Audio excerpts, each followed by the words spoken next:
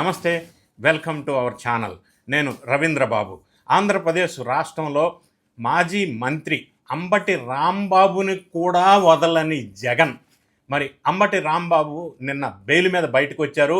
మళ్ళీ జైలు తప్పదా అన్న మాట వినిపిస్తూ ఉంది. ఈ అంబటి రాంబాబు నేపథ్యం మనం ఒక్కసారి ఈ వీడియోలో విశ్లేషణ చేసే ప్రయత్నం చేద్దాం. అంబటి రాంబాబు స్వతహాగా మాజీ మంత్రి, మంచి మాటకారి, మంచి నటుడు, మంచి డాన్సరు, మంచి ఎడ్యుకేటెడ్. అయితే ఈ మధ్య కాలంలో అనూహ్యంగా వివాదాలు ఆయన్ని చుట్టుముడుతూ ఉన్నాయి. లేదా జగన్ రెడ్డి గారు ఆయన కూడా ఇరికించేశారు. ఆయన కూడా అని ఎందుకు అంటున్నానంటే, గతంలో వల్లభనేని వంశీ కానీ, కొడాలి నాని కానీ ఇటువంటి కొంతమంది వ్యక్తుల చేత బూతులు తిట్టించి వాళ్ళ రాజకీయ జీవితం లేకుండా కనుమరుగయ్యేటట్టు అదృశ్యం అయ్యే విధంగా వాళ్ళ పరిస్థితి ఏ విధంగా ఉందో జగన్ రెడ్డి గారు ఏ విధంగా చేశారో మనం చూసాం. ఇప్పుడు అంబటి రాంబాబును కూడా స్క్రిప్ట్ ఇచ్చేసి తెర మీదకి తీసుకొచ్చి రచ్చ చేసి ఆయన రాజకీయ భవిష్యత్తు కూడా మసక బారే విధంగా పరిస్థితి తయారవటానికి కారణం జగన్ రెడ్డి గారు అన్న ప్రశ్నలు వినిపిస్తూ ఉన్నాయి.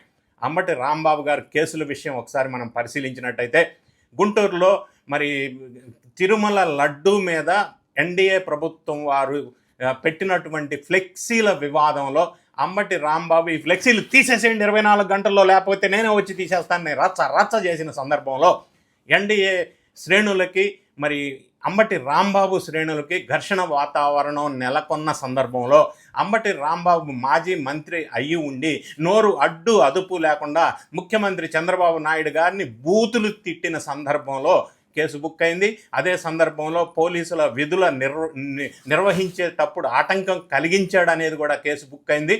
ఆ కేసుతో పాటుగా వివిధ ప్రాంతాల్లో 36 కేసులు టోటల్గా ఆయన మీద నమోదైనవి. ఈ నేపథ్యంలో ఆయన జైలుకి వెళ్ళటం జరిగింది. పోలీసులు జైలుకి పంపించారు. అంటే జనం వాళ్ళ ఇంటి మీద దాడి కూడా జరిగింది. దాడి ఎవరింటి మీద జరిగినా మనం సమర్థించకూడదు, అది వేరే విషయం.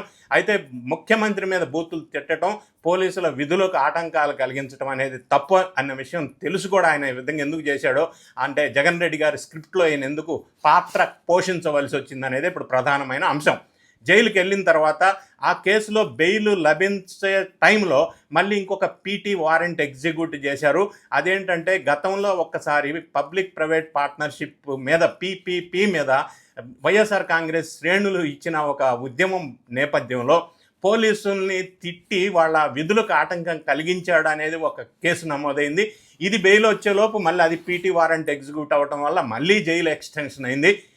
అది కూడా మళ్ళీ బెయిల్ వచ్చే సందర్భంలో 2023 సంక్రాంతి పండగ ఉత్సవాల్లో అంబటి రాంబాబు డ్యాన్సులు వేసి చాలా కార్యక్రమాలు నిర్వహిస్తూ ఉంటారు. అందులో భాగంగా లక్కీ డ్రా అంటే లాటరీ కానీ, లక్కీ డ్రాలు కానీ, లక్కీ డిప్పులు కానీ అనాథరైజ్డ్ ఆంధ్రప్రదేశ్లో నిషేధం జరిగింది. అటువంటి నిషేధించినటువంటి లక్కీ డ్రాలో పేదలకు ఇవ్వాల్సిన పెన్షన్ విషయంలో వాళ్ళకి ఇచ్చే పెన్షన్లో అమౌంట్ కట్ చేసి ఈయన ఈ లక్కీ డ్రా పేరుతో అమౌంట్ దొబ్బేశాడు. ఇది చట్ట విరుద్ధమైన పని అని ఇంకొక కేసు బుక్ అయింది. ఇట్లా ఈ 3 కేసుల నేపథ్యంలో ఒకటి తర్వాత ఒకటి పీటీ వారెంట్స్ ఎగ్జిక్యూట్ అయిన సందర్భంలో అంబటి రాంబాబు అనివార్య పరిస్థితుల్లో 18 రోజులు జైలు జీవితం అనుభవించి నిన్న మొన్న బయటికి రిలీజ్ అయ్యారు. అది ఒక పార్ట్ అయితే, రిలీజ్ అయిన సందర్భంలో మళ్ళీ ఆయనలో రియలైజేషన్ రాకపోగా ఈ పీటీ వారెంట్ సందర్భంలో పోలీసులు వ్యాన్లో ఎక్కించుకొని తీసుకెళ్తా ఉంటే అందరినీ రెచ్చగొట్టే విధంగా తగ్గేదే లేదన్నట్టు ఈ విధమైన బాడీ లాంగ్వేజ్ ప్రదర్శించి ఇంకా రెచ్చగొట్టే పనులు అయితే చేశారు. బయటకు వచ్చిన తర్వాత ఆయన మాట్లాడిన మాటలు కూడా దురుసుగా మాట్లాడారు. నేను జైలు అంటే భయపడను, జైలు బాగుంది, నాలో పట్టుదల పెంచింది, ఇట్లా రకరకాల మాటలు ఆయనలో రియలైజేషన్ రాకపోగా ఇంకా రెచ్చగొట్టే పని చేశారు. ఈ జైలు ఈ గొడవ లొల్లి నేపథ్యంలో జగన్ రెడ్డి గారు అంబటి రాంబాబుని కాపు సామాజిక వర్గ నాయకుడిగా చిత్రీకరించే ప్రయత్నం చేశారు. ఎవరైనా ఒక రాజకీయ నాయకుడు కుల నాయకుడు కావాలని కోరుకారు. కుల నాయకుడు అంటే కులానికి సంబంధించిన వారికే నాయకుడు, రాజకీయ నాయకుడు అంటే అన్ని కులాలకి సంబంధించిన నాయకుడు. ఈ విధంగా అంబటి రాంబాబుని జగన్ రెడ్డి గారు వాళ్ళ కూతుర్ల ద్వారా ఒక కుల నాయకుడిగా చిత్రీకరించే ప్రయత్నం కూడా చేశారు. అదే కాపు కులానికి సంబంధించిన చాలామంది వ్యక్తులు దీన్ని అభ్యంతరాలు చెప్పారు. ఆయన ఏంటి కాపు కుల నాయకుడు ఏంటి, మేము ఒప్పుకోమన్నారు. అదొక పెద్ద రచ్చ అయింది, పంచాయతీ అయింది. ఆ విధంగా డిఫేమ్ కూడా అయ్యారు అంబటి రాంబాబు. అయినప్పటికీ నిన్న రాజమండ్రి జైలు నుంచి బయటకు వచ్చిన సందర్భంలో మరి అక్కడ పెద్ద ఎత్తున వాళ్ళ శ్రేణులను తీసుకొని భారీ ర్యాలీ చేయడానికి ప్రయత్నం చేస్తే పోలీసులు అడ్డుకున్నారు. పోలీస్ యాక్ట్ 30 అమల్లో ఉన్న నేపథ్యంలో ర్యాలీకి అనుమతి లేదు కాబట్టి చెయ్యొద్దు అని వారిస్తే పోలీసు మాటని మళ్ళీ పెడచెవిని పెట్టేసి వాళ్ళ విధులకు ఆటంకం కలిగించారు అంబటి రాంబాబు. అంతటితో ఆగకుండా గుంటూరు చేరిన సందర్భంలో గుంటూరులో కూడా జిల్లా వ్యాప్తంగా పోలీస్ యాక్ట్ 30 అమల్లో ఉంది, ర్యాలీలు చేయొద్దన్నా కూడా వినకుండా పోలీసుల్ని తిట్టి బూతులు తిట్టి ఎస్ఐ వాళ్ళని కూడా ర్యాలీ చేసి పెద్ద రచ్చకి కారణమయ్యారు. ఈ పరిస్థితుల నేపథ్యంలో మళ్ళీ బెయిల్ మీద ఆయన బయటకు వచ్చారు. అంటే బయటకు వచ్చిన తర్వాత ఆయన ప్రెస్లో మాట్లాడుతూ ఆ కేసు గురించి జైలు గురించి వివరించే ప్రయత్నం చేశారు. అది బెయిల్ కండిషన్స్కి అగెనెస్ట్, అంటే violation of bail conditions number 1. Number 2, పోలీసుల విధుల నిర్వహణకు ఆటంకం కలిగించడం అనేది మళ్ళీ ఇంకొక నేరంగా పరిగణించబడుతుంది. వీటి నేపథ్యంలో అంబటి రాంబాబు మళ్ళీ బెయిల్ రద్దయి జైలు మళ్ళీ పంపించే అవకాశం ఉంది. దీని మీద మళ్ళీ కేసులు బుక్ అయితే ఆయన మళ్ళీ జైలుకి వెళ్ళే అవకాశం ఉంది.